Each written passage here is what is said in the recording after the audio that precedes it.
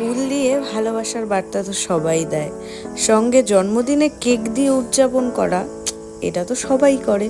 কিন্তু কখনো কি তোমরা ভেবে দেখেছো যে দুটো জিনিসই যদি একসঙ্গে করা যায় তবে কেমন হয়? নমস্কার বন্ধুরা, আমি গায়ত্রী চলে এসেছি তোমাদের সাথে নতুন একটা ভিডিও নিয়ে। আজকে তোমাদের দুটো কেকের ডিজাইন আমি দেখাবো। জামাই ষষ্ঠী অর্থাৎ 1 জুনে এই দুটো কেকের ডেলিভারি ছিল।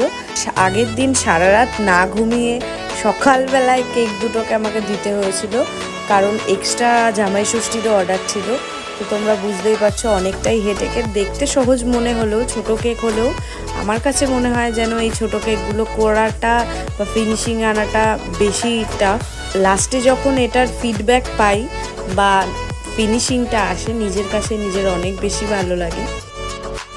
দুটো কেকের মধ্যে এই কেকটা কাস্টমারের পছন্দের ছিল, বাদ বাকি তারা পুরোটাই আমার উপর ছেড়ে দিয়েছিল।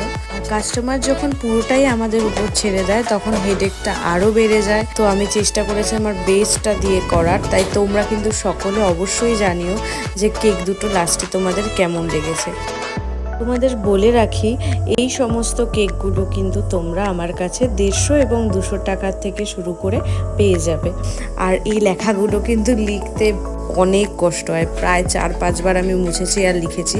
তোমরা আশা করি দেখেই বুঝবে।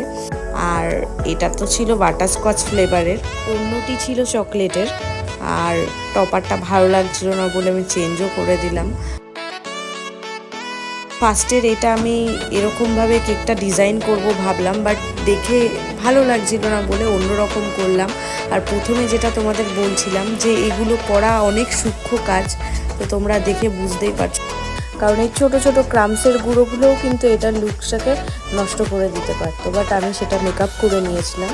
আর তোমাদের যেটা বলছিলাম, ফার্স্টের বোটাকে আমি বসিয়ে, আমার কেন জানি না, যেটা আমাকে কাস্টমার ছবি পাঠিয়েছিল বা আমাদের যেটা কথা হয়েছিল, আমার জানি ভালো লাগছিল না। তারপরে আমি আমার মতো করে ডেকোরেশন করে নিয়েছি, যেটা কিনা কাস্টমারের পারমিশন ছিল বলেই আমি করেছি।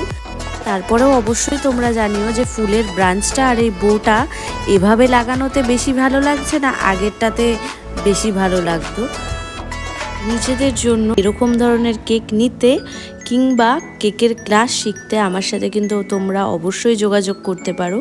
আর এই কেক দুটি গেছিলো কৃষ্ণনগরে এই গরমের মধ্যেও। তারপরেও এর ফিডব্যাক কি তোমাদের সাথে আমি শেয়ার করছি।